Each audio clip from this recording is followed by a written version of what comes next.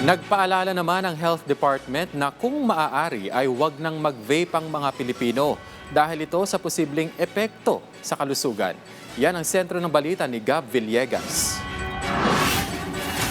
Isinusulong ng Kagawaran ng Kalusugan at health experts na ipagbawal na ang vape sa bansa kasunod ng dalang panganib nito sa kalusugan. Bawal sa mga bansang Singapore, Thailand, Vietnam, Cambodia, Timor-Leste, Lao People's Democratic Republic at Brunei at Myanmar ang pagdala, paggamit, pagbenta at paggawa ng vape sa kanilang bansa. Nananawagan naman ang DOH na wag nang mag-vape at minigarilyo ang mga Pilipino.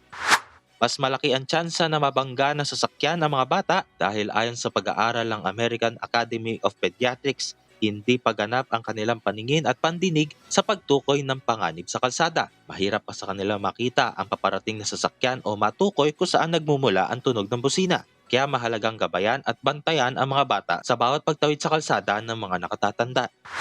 Samantala, nagpaalala naman ng DOH na ang malimit na pagkain ng ultra-processed food na mataas sa asin, asukal at unhealthy fats ay maaaring magpataas ng panganib at magresulta sa obesity, hypertension at diabetes. Palagi ang basahin ang laman ng mga produkto at imitahan ang pagkain ng mga ultra-processed foods. Gab Humilde Villegas para sa Pambansang TV sa Bagong Pilipinas.